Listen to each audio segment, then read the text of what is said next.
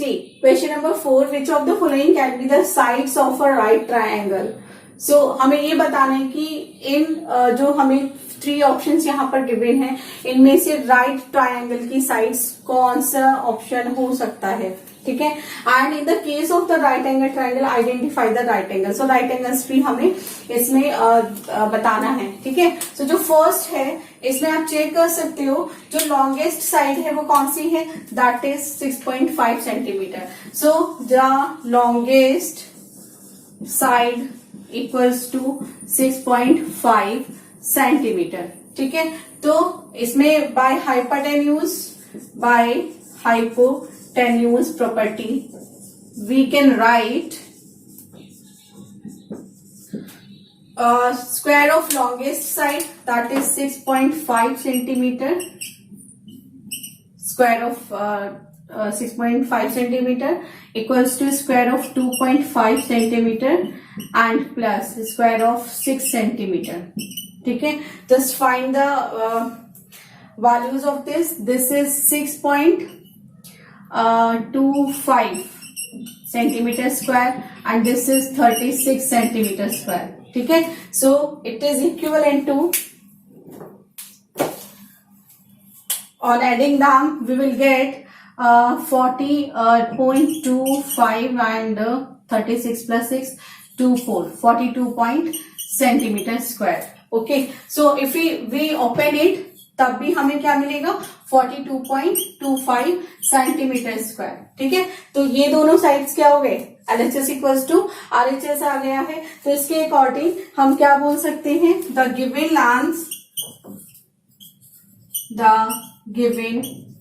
lengths can be side of these can be side of the triangle, ठीक है। ये क्या हो सकती है, साइड हो सकती है किसी भी ट्राइंगल की, can be side of triangle, ठीक है। अब क्या बताना है, जो राइट एंगल होगा कहां होगा, the right angle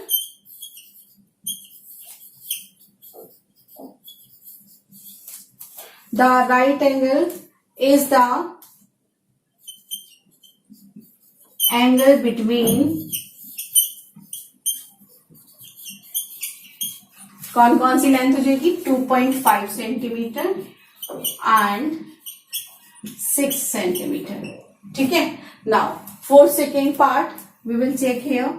second part के लिए लॉन्गेस्ट साइड इज 5 सेंटीमीटर, ठीक है। तो second part, the longest side equals to 5 centimetre, ठीक है। ये हो जाएगा। तो आप इसमें आगे चेक करिए, बाय पाइथागोरस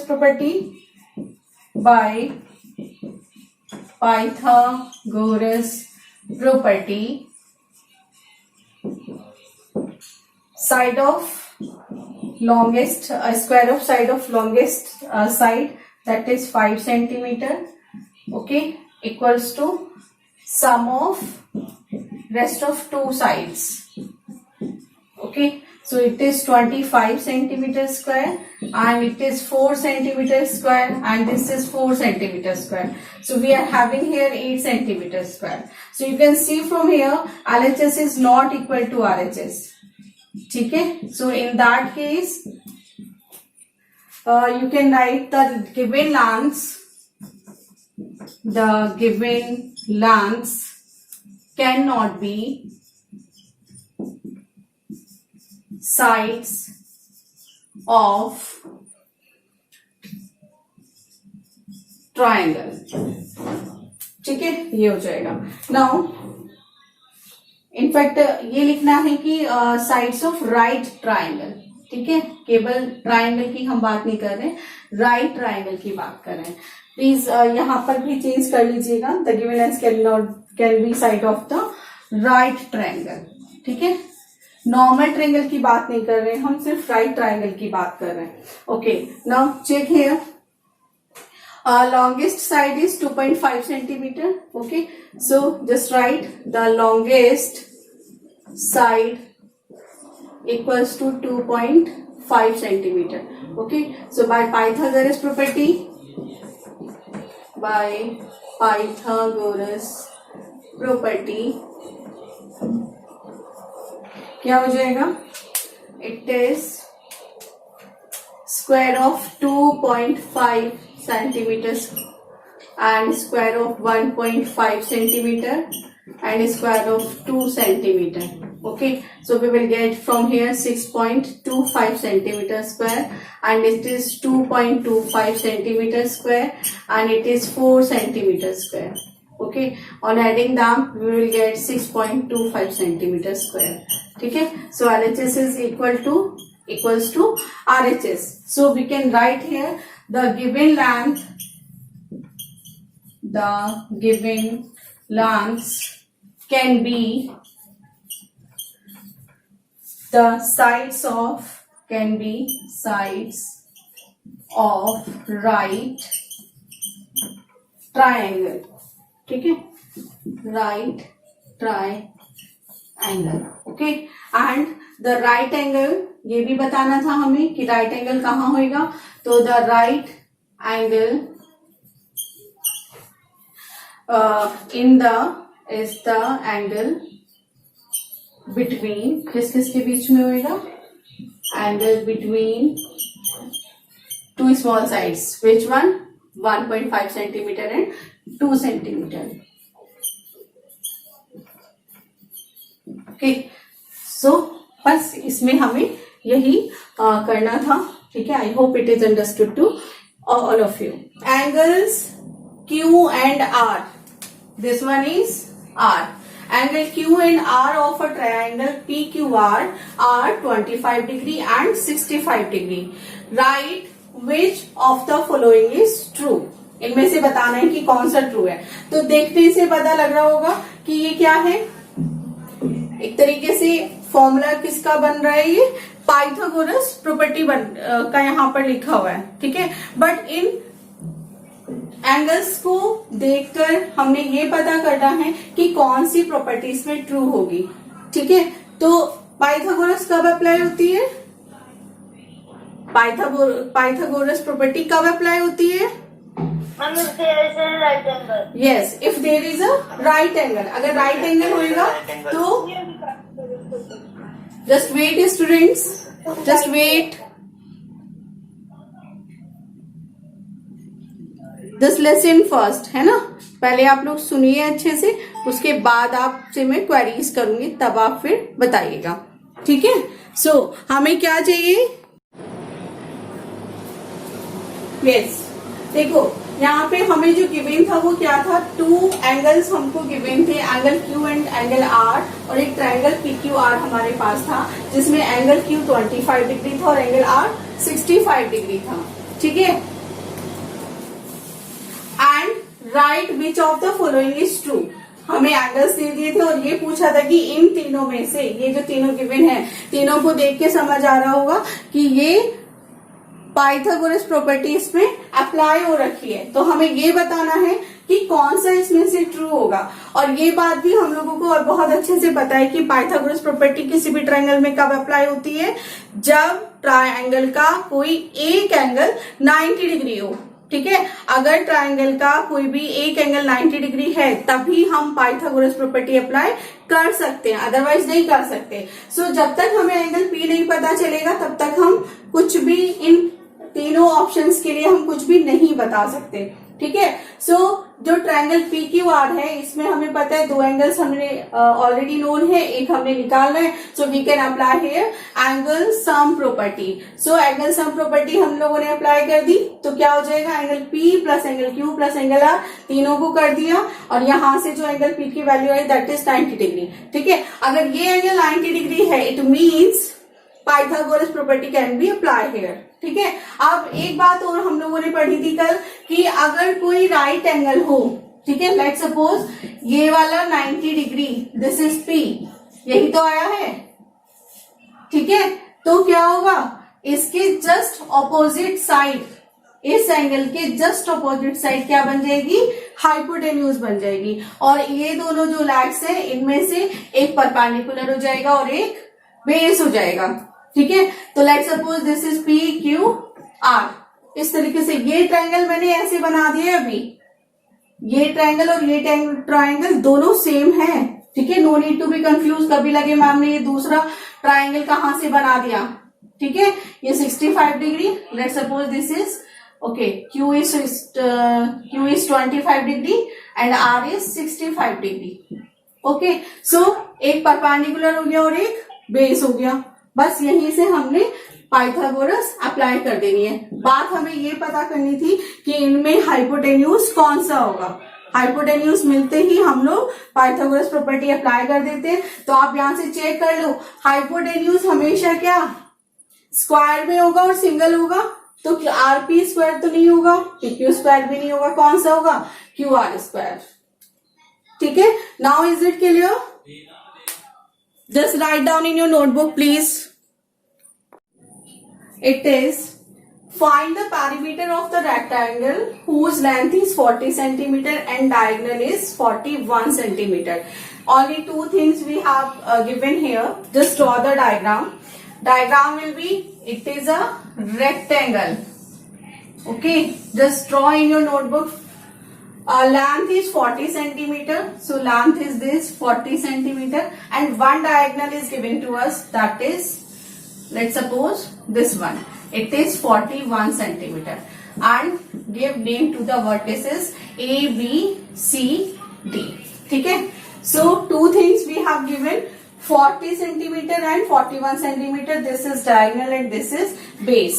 Now आप चेक करते हो, क्या कर सकते हो यहाँ पे कि टू ट्रायंगल्स फॉर्म हो रहे हैं। ठीक है, एक ट्रायंगल फॉर्म हो रहा है B, C, D and B, A, D. ठीक है, and one more thing we know, in rectangle opposite sides are equal. ठीक है, ऑपोजिट साइड्स इक्वल होती है, तो ये 40 सेंटीमीटर तो ये भी 40 सेंटीमीटर होएगा। ठीक है, आप देखो यहां पर ये जो है C D,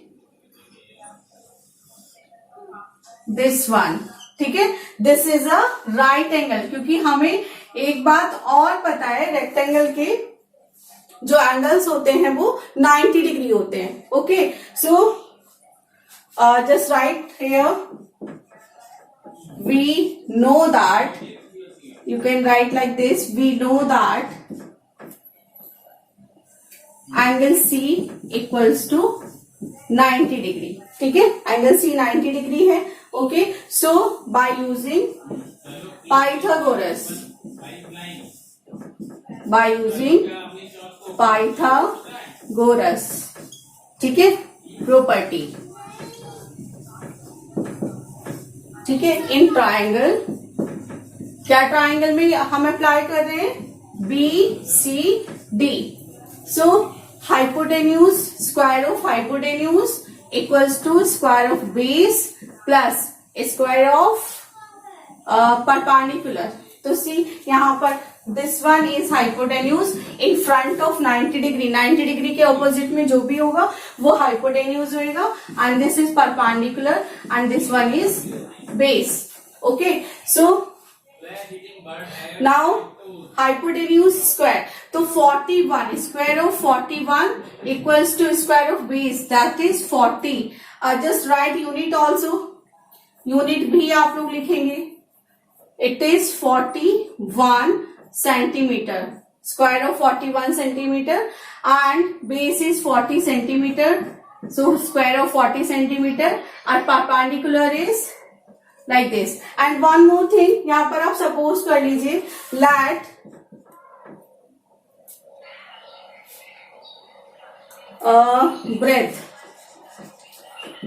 breadth of rectangle be x। ठीक है, तो यहां से जो P है परपेंडिकुलर है वो हमारे पास क्या आ जाएगा, x आ जाएगा। ठीक है, सो यहां पर हम लिख सकते हैं 41, just find very fast square of 41, क्या हो जाएगा स्क्वायर ऑफ 41, कितना, 1681।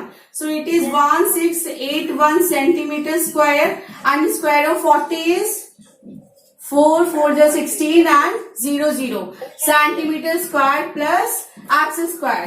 And now exchange these two terms, 1600 centimetre square plus X square equals to 1681 centimetre square. So X square यहां से हमें मिल जाएगा 1681 minus 1600 centimetre square. Right, just wait बचे 1600 centimetre square minus 1600 centimetre.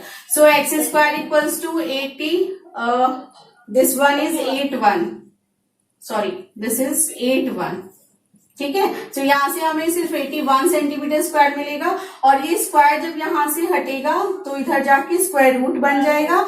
And इसके किसका square root होता है 81?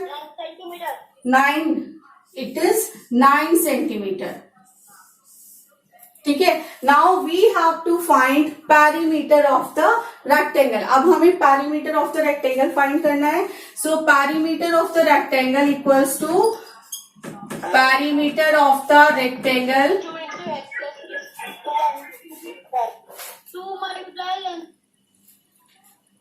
Perimeter of the rectangle equals to twice of length plus breadth. Okay, so twice of length we have 40 centimeter and breadth we have 9 centimeter. So twice of length is 40 centimeter and breadth is 9 centimeter. ठीक है, so it is 2 multiplied by 49 centimeter and 2 9 जो 18 and 2 4 8 plus 1 98 centimetre, ठीक है। तो अब इसमें आप लिख सकते हैं hence the perimeter of rectangle, hence the perimeter of rectangle is 98 centimetre, ठीक है। So this is your answer. Just ask your queries. The diagonal of a rhombus measure 16 centimeter and 30 centimeter. Find its perimeter. आपको इसका perimeter find करना है, ठीक है। And यहाँ पर मैंने स्टार्टिंग में एक नोट लिख दिया है कि all the sides of rhombus are equal. Rhombus की 4 साइड्स होती है और 4 साइड्स कैसे होती है? इक्वल होती है, ठीक है। सो यहाँ पर चेक करते हैं, 2 diagonals are given to us that is 16 centimetre and 30 centimetre. तो मैंने यहाँ पर एक रोम्बस ड्रॉ किया है, रोम्बस के वर्टिसेस को लेट कर लिया A B C D and these are 2 diagonals of it, ठीक है। डायगोनल्स मैंने क्या बताया कि जो डायगोनल्स है वो एक दूसरे को बाइसेक्ट करते हैं और बाइसेक्ट करने का मतलब क्या होता है? वो एक दूसरे को इक्वली डिवाइड करते हैं। ये बात हम लोग पढ़ चुके हैं। तो अगर AC इक्वल्स टू 30 सेंटीमीटर है और BD इक्वल्स टू 16 सेंटीमीटर है तो यहां से अगर हम OA फाइंड करें तो कितना आ जाएगा? 30/2 दैट इज 15 सेंटीमीटर, ठीक है। तो OA इक्वल्स टू क्या है? OC, क्योंकि डायगोनल इक्वली बाइसेक्ट करते हैं एक दूसरे को। And one more thing, they bisect to each other at 90 degree, ठीक है। ये बात सबको क्लियर हो गई। अब आगे चलते हैं कि जो एंगल्स है, एंगल AOB BOC, इस सेंटर एंगल की मैं बात कर रही हूं, AOB BOC and COD and AOD, ठीक है। ये चारों एंगल्स कैसे होंगे? 90 डिग्री होंगे बेटा। These are the properties of rhombus, ठीक है। अब जो ट्रायंगल AOB है हमें पता चल गया इसमें ये 90 डिग्री है और मैंने बताया था कि 90 डिग्री के जस्ट ऑपोजिट साइड क्या होती है? हाइपोटेन्यूज होती है। तो it is hypotenuse. Now we can apply here Pythagoras property. Pythagoras property क्यों अप्लाई करें? क्योंकि एक एंगल हमें 90 डिग्री मिल गया है, ठीक है। तो जब आप इसमें अप्लाई कर रहे हो पाइथागोरस, तो this is the square of hypotenuse that is AB and square of perpendicular and square of base. इन तीनों का आपने किया। So square of 15 is 225 and OB की जगह हमने क्या रखा है? 8 centimetre. So square of 8 is 64 centimetre. On adding them we will get 289 and 289 is divisible only by 17. So we can write here 289 as a 17 multiplied by 17. Okay. So centimeter square as it is, जब यहाँ से square हटता है, जैसे कि मैंने यहाँ पर लिखा हुआ भी है, if A square equals to M then A equals to square root M. ठीक है, यहां से स्क्वायर हटता है तो दूसरी साइड जाकर स्क्वायर रूट बन जाता है। ठीक है, तो अब आप इसकी पेयरिंग करेंगे, ये पेयर में है तो यहां से 117 मिल जाएगा और सेंटीमीटर का स्क्वायर है तो ये ओनली 1 सेंटीमीटर हमें यहां से मिलेगा। ठीक है, अब हमें क्या करना है, पेरीमीटर फाइंड करना है। पेरीमीटर ऑफ रोम्बस क्या होता है, सम ऑफ ऑल साइड्स। ठीक है, तो sum of all sides, 4 sides are equal, that's why AB plus BC plus CD plus AD, 4 sides को प्लस कर दीजिए, यू विल गेट 68 सेंटीमीटर।